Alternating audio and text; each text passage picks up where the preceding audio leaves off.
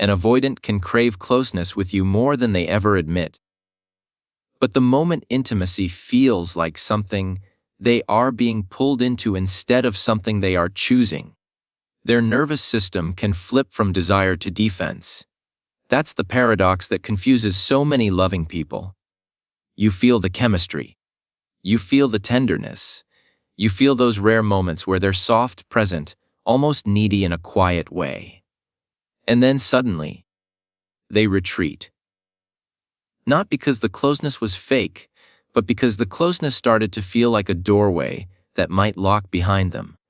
For an avoidant, leaning heart, autonomy is not a preference. It's safety. It's an identity. It's a protective wall built long before you arrived. They often learned early that needing too much was dangerous, that depending on someone could lead to disappointment, control, shame, or emotional chaos. So they built a self-image of strength, independence, and emotional self-sufficiency. When they fall for you, they don't just fall into love. They fall into conflict with that identity. Because real intimacy doesn't just ask them to be close. It asks them to be seen, to be accountable, to be emotionally reachable, to let another person matter enough to influence their inner world. That can feel terrifying. So what do they crave during intimacy but struggle to say out loud? This truth: I want to feel close to you, but I need to feel like I'm choosing this, not being forced into it. When closeness feels voluntary, an avoidant can be surprisingly warm. When it feels demanded, they can become surprisingly cold. It's not because your needs are wrong. It's because their internal alarm system confuses expectation with loss of freedom.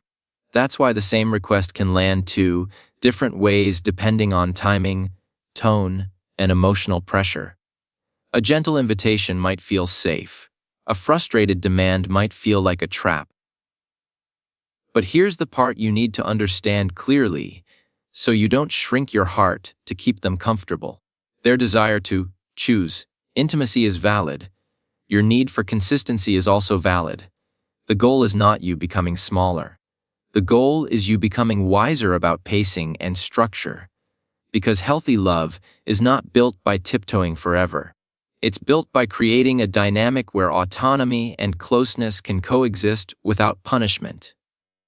An avoidant may want to reach for you, but not feel swallowed. They may want to stay close, but not feel guilty for needing space. They may want your love, but not want it packaged as a test they must pass to prove they're adequate. Many avoidants carry hidden shame about being bad at love. So when intimacy comes with pressure and performance, their shame expands. And the easiest way to escape shame is distance.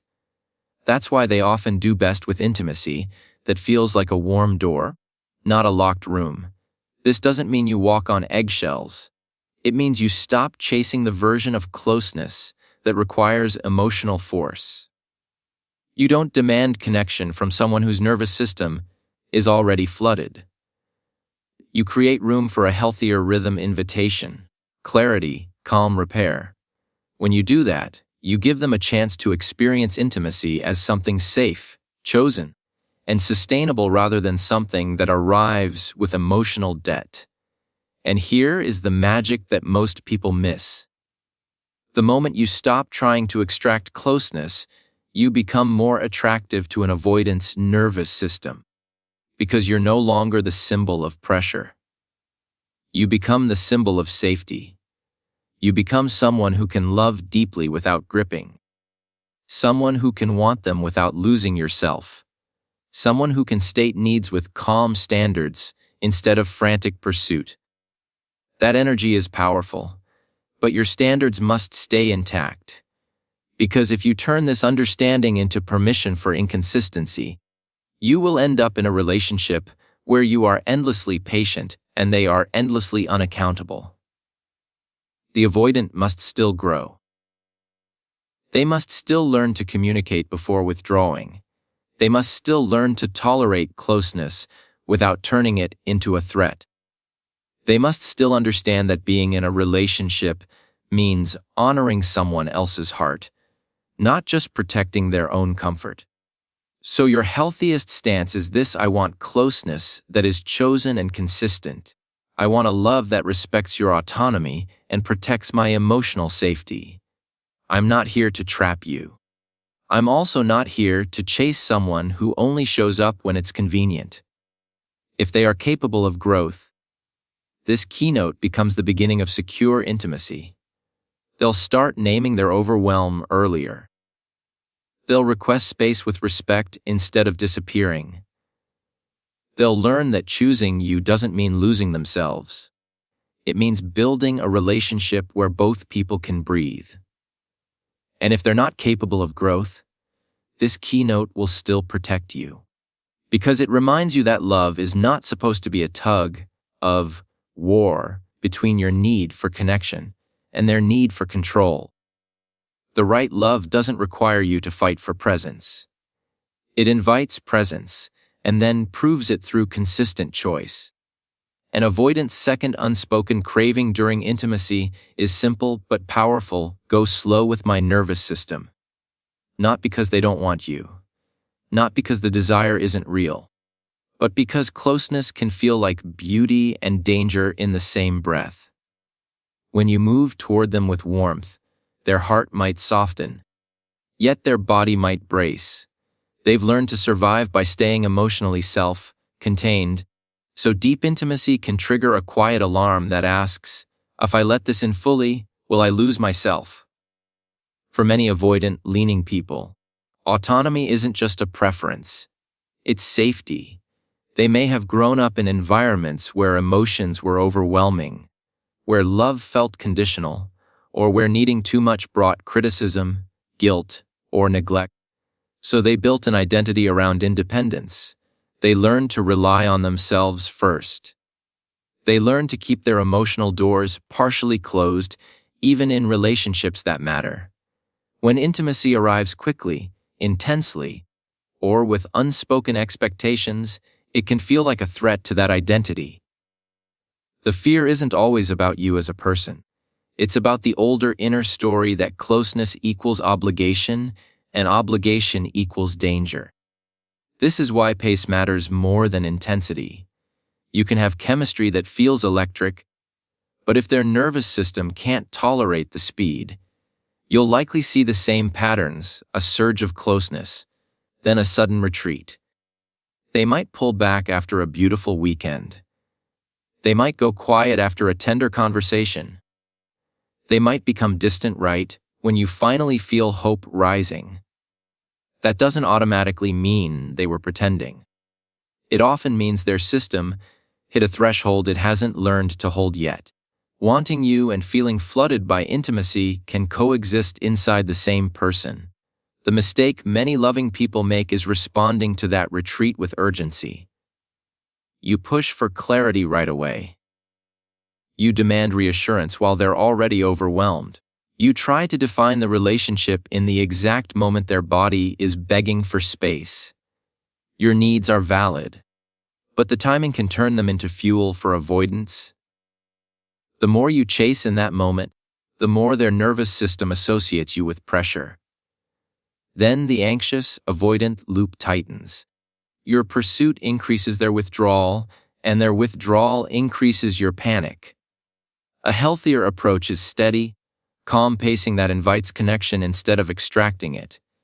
You create small, repeatable experiences of safety. You choose conversations that are honest but not explosive. You give them a chance to succeed at closeness in manageable steps. You let intimacy be something that builds like trust, not something that arrives like an exam they must pass. A grounded request such as, "Can we reconnect tonight?" often lands more safely than a late-night emotional interrogation. "I miss you and I'd love to see you this week," can feel like warmth, while "we need to talk right now about everything" can feel like a trap to an avoidant nervous system. But going slow doesn't mean you abandon yourself. This is the crucial balance. A respectful pace is a bridge, not a loophole. You can honor their nervous system and still honor your standards. You can be patient with processing time while refusing disappearing acts. You can offer warmth without chasing. You can say, calmly, I care about you, and I need consistency if we're building something real. When your boundaries are clear and your energy is steady, you stop turning their fear into your responsibility. This is where intimacy becomes safer for both of you. They begin to experience closeness with you as regulation instead of overwhelm.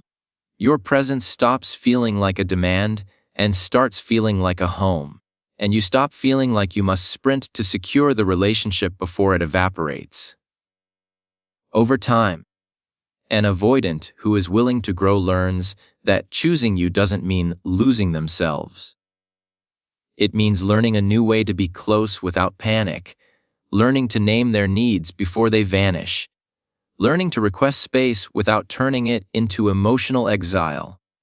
The deeper truth behind this keynote is that avoidants often crave a love that doesn't rush their nervous system into shame. They want to feel competent in intimacy, not constantly behind, not constantly judged for needing time to open.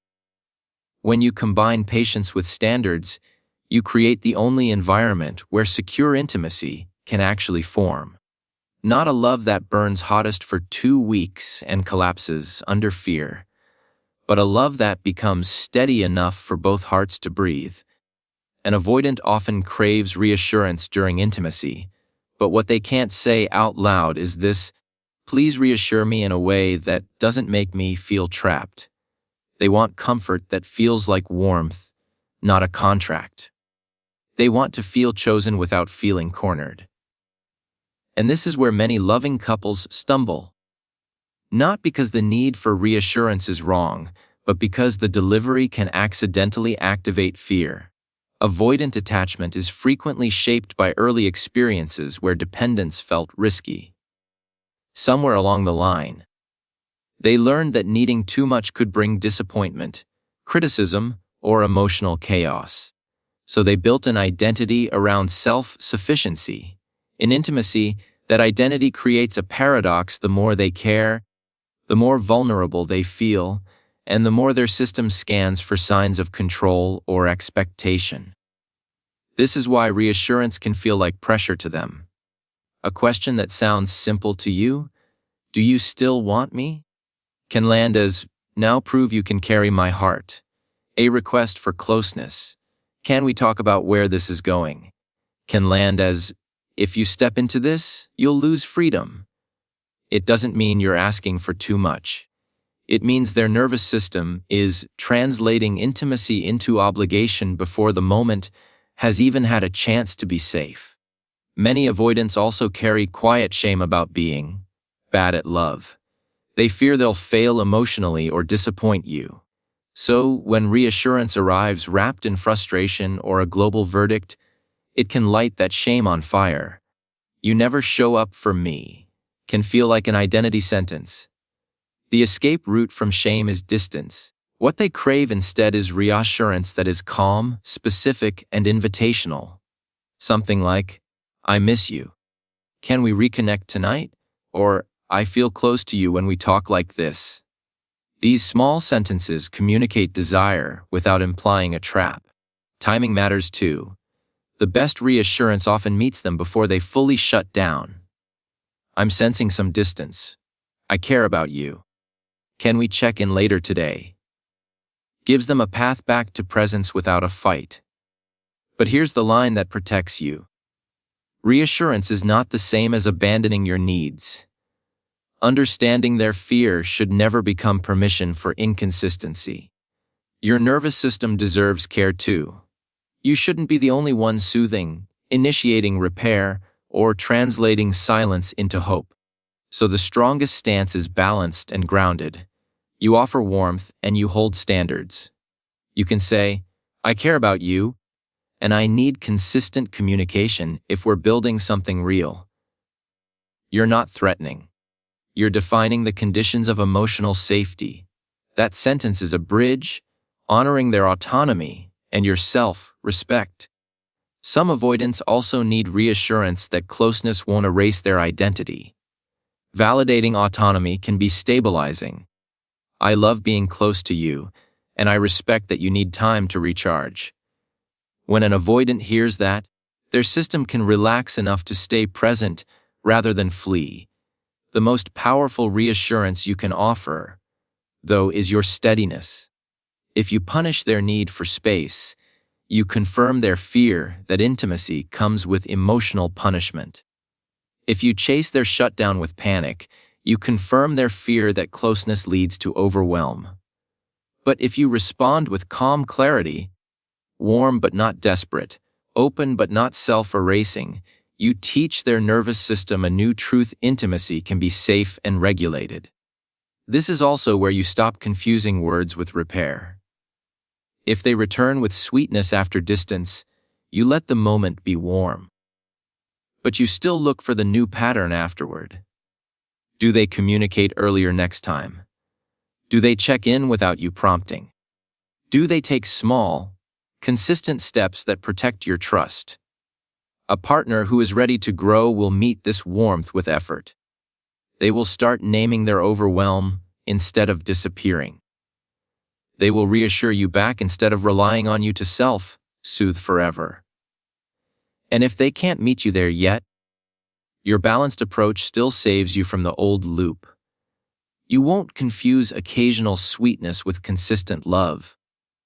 And you won't shrink your needs just to keep someone else from feeling trapped. What many avoidants crave during intimacy is the reassurance that they are not failing you. Because beneath the calm face and the "I'm fine" independence, there can be a deep, quiet fear of not being good at love. They may not say it, not even to themselves, but the fear is there like a background alarm. What if I can't give you what you need? What if I disappoint you? What if I'm not built for this?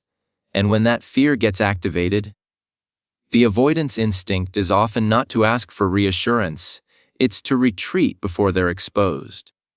This is why intimacy can feel like a double-edged experience for them. They want to be close. They want to feel chosen. They want the warmth of being safe with someone. But the moment the relationship moves from simple affection into real emotional responsibility, repair, consistency, vulnerability, their internal critic can start shouting. And that critic carries old history. It often comes from earlier experiences where emotions were complicated, where love felt conditional, where being too needy was shamed, or where they learned that self-reliance was safer than dependence. So even when you're not judging them, they may still feel judged by the invisible standards inside their own mind. A lot of avoidants are terrified of the idea that they are the problem. They fear being labeled cold, selfish, or incapable of deep love. Even if those labels are unfair, they may have heard versions of them in past relationships. And each time intimacy gets serious, those old accusations can echo in their nervous system. Instead of asking, "Can you reassure me that I'm doing okay?" they protect themselves from the shame of possibly failing by pulling away. That withdrawal is not always about you. It's often about self-protection from internal humiliation. This is why your words can land like a weight, even when your intention is love. If you say something global in a moment of hurt, you never show up emotionally. You always disappear. "I can't rely on you." You're naming a pattern that matters, but their nervous system can interpret it as an identity sentence. A pattern becomes a character verdict. And for an avoidant who already fears they're not good enough at intimacy, that can be the trigger that flips them into shutdown. They don't think, "How do I repair?" They think, "I'm failing. I need to escape this feeling." The most powerful thing to understand here is that avoidants often crave affirmation of capability, not just affection. Compliments about attraction can feel nice, but reassurance that you see their effort and believe in their growth can feel emotionally stabilizing. The unspoken craving is, "Please don't see me as a lost cause. Please don't reduce me to my worst moments. Please let me feel like I can learn how to love you well. This doesn't mean you sugarcoat reality or accept inconsistency forever. It means you learn a more strategic emotional language that protects both intimacy and accountability. Instead of labeling their whole character, you can name impact with a door to repair. When you go quiet, I feel alone. I want us to handle this differently next time. This keeps the conversation in behavior, not identity. It helps them stay present long enough to learn. You can also reinforce the moments they do show up. A simple, "I really appreciated how you talked that through with me," can do more for an avoidance growth than 10 emotional confrontations. Because it tells their nervous system, you are not doomed here. You can succeed at closeness. And if their core fear is failing, success experiences become the medicine. You are teaching trust through clear emotional rewards for healthy presence. But here's the balance that protects you. Reassurance is not your full-time job. You are not here to parent someone into maturity. You can offer encouragement while still requiring real change. Healthy reassurance sounds like warmth paired with standards. I care about you. I see your effort. And consistency matters to me if we're building something real. That sentence holds both truths. It doesn't shame them, and it doesn't abandon you. The reason this craving matters so much is that it can transform the dynamic. When an avoidant feels emotionally competent, they often become more emotionally available. They relax into intimacy. They communicate sooner. They're less likely to disappear at the first sign of heaviness. But when they feel like a disappointment waiting to be exposed, they may keep choosing distance even while they care deeply. So if you've been loving an avoidant, understand that sometimes their hardest battles are invisible. You're not just asking them to be close. You're asking them to confront a lifelong belief that closeness comes with failure, shame, or loss of self. When you can create space where accountability exists without humiliation, you give their nervous system a chance to stay. And if they are willing, this becomes a turning point. Because the avoidant who learns they are not failing, you doesn't need to run from intimacy anymore. They can finally start to build it, slowly, consistently, and with the courage that comes from feeling capable of real love. An avoidant's fifth unspoken craving during intimacy is this: don't punish me for needing space. They may never say it so directly, but the fear lives underneath their behavior. They worry that if they admit they need time to regulate, you'll interpret it as rejection. They worry that if they step back for air, you'll step back for war. They worry that the moment they claim a boundary, they'll be met with anger, guilt, or emotional consequences they don't know how to handle. And because of that fear, many avoidants don't request space in a healthy way. They disappear. They go cold. They delay. They avoid the conversation altogether. Not because they want to hurt you, but because they don't trust the emotional safety of stating the truth.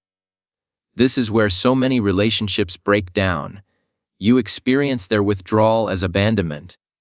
They experience your reaction as proof that closeness comes with punishment.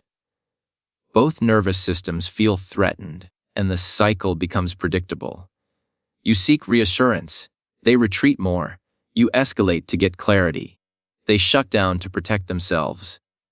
The relationship becomes a tug-of-war between your need for connection and their need for control over emotional overwhelm. But the deeper truth is that avoidants often don't crave distance for the sake of distance. They crave regulated closeness. They want to be near you without feeling flooded. They want to love you without losing themselves. They want the relationship to feel like a place where space is allowed without being weaponized. Because in their internal world, needing space isn't a preference, it's survival. It's how their nervous system resets. It's how they prevent emotional overload. It's how they protect their identity of independence that has kept them safe for long stretches of life. The problem is that without communication, space stops being healthy. It becomes harmful.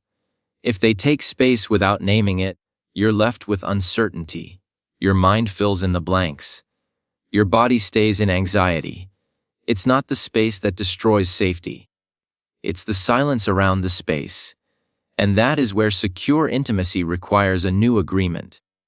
A healthy version of this craving would sound like, I need space sometimes, but I will communicate it clearly. I will give you a timeline, and I will return with responsibility. That is regulated space. That is not abandonment. That is a mature rhythm of closeness and autonomy. The challenge is that many avoidants fear that even asking for this kind of space will turn into a conflict. So they choose the easier path for their system: disappear first, explain later, if at all. And that's when you, understandably, start reacting to the pattern rather than the request. Because you're not actually angry at space. You're emotional because you're being left in emotional suspense. So what do avoidants crave here, but can't fully say? They crave a partner who can differentiate between space and rejection. A partner whose love doesn't turn into pursuit every time they regulate. A partner who can remain calm enough to let space exist without turning it into a scorecard. But that doesn't mean you tolerate disappearing acts. You're allowed to want closeness that feels safe for your nervous system too. This is where balance becomes everything. You can honor an avoidance need for space without abandoning your standards by making one thing clear. Space must come with communication. Space must be respectful. Space must not be used as punishment, control, or avoidance of repair. In other words, you don't punish their need for space, and they don't punish your need for clarity. There's a simple way to phrase this that can change the whole emotional tone of a relationship. I respect that you need time to regulate. I just need you to tell me when you need it, and when we'll reconnect. That sentence protects both hearts. It gives them autonomy without giving you anxiety. It frames space as a relationship skill instead of a relationship threat. When an avoidant hears that, their system can soften. Because now they don't have to choose between closeness and self-protection. They can have both. And when you learn to trust this healthier rhythm, your system can soften too. Because now you're not negotiating with silence, you're navigating with structure. But this only works if the avoidant is willing to grow. If they consistently use space as a way to avoid accountability, dodge conflict, or reset the relationship without real repair, then your compassion must evolve into boundaries. Because a need can be valid while a behavior is still harmful.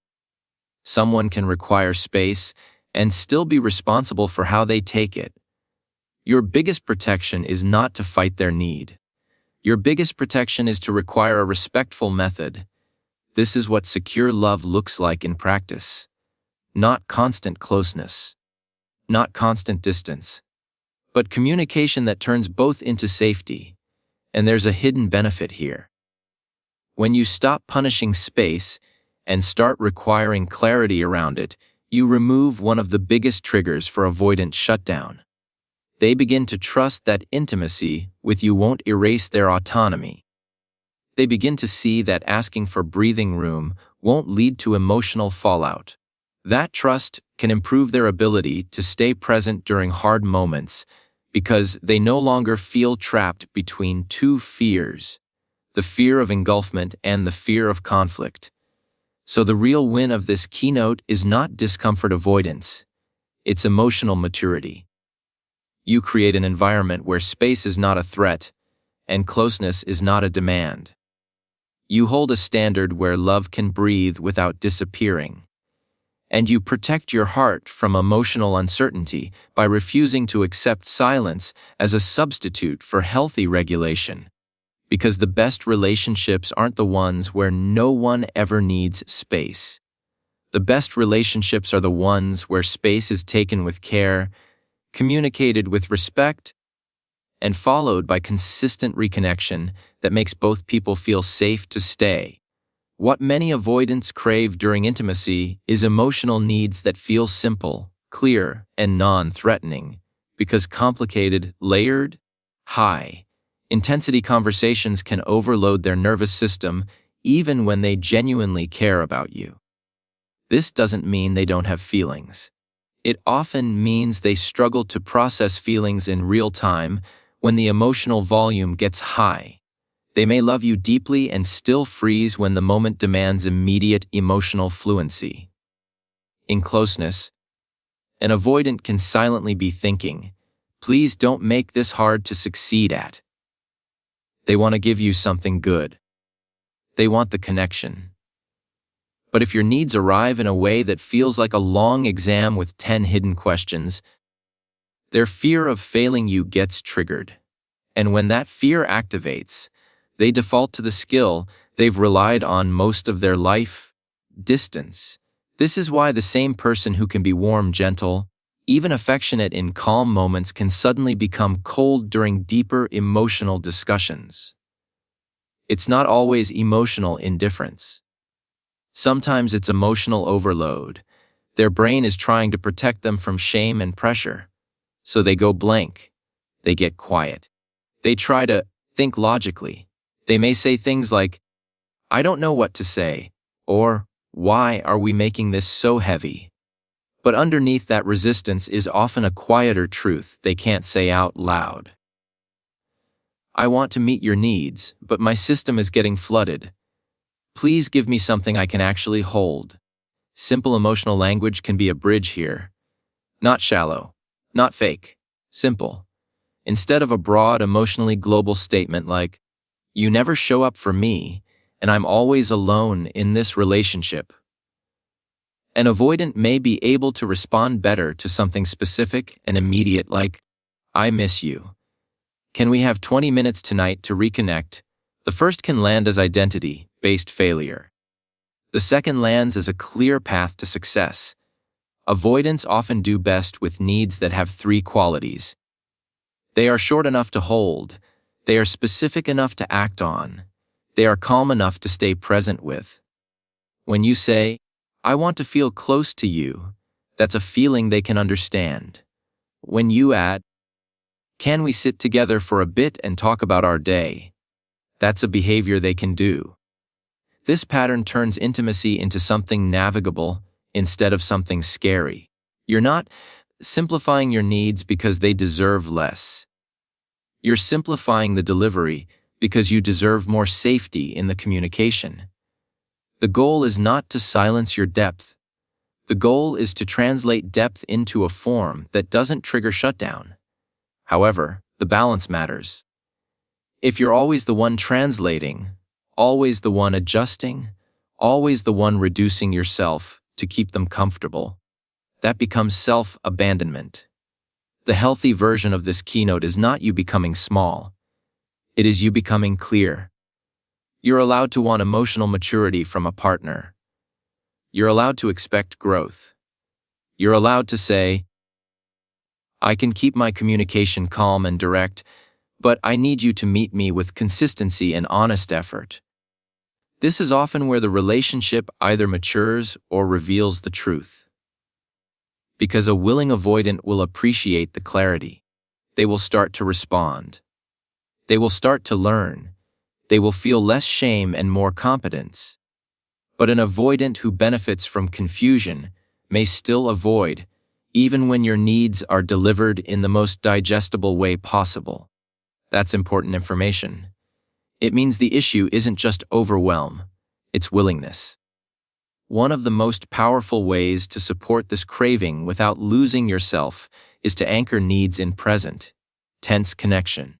Avoidance can panic when conversations feel like a long list of past failures. The past matters, but timing and framing matter too. "I want us to do this differently next time" is easier to hold than, "You always ruin this." "I feel closer when we talk like this" is easier to hold than, You never care about my feelings. You're not denying your pain. You're giving your love the best chance to be met. Another helpful approach is giving them a small emotional entry point before the big conversation.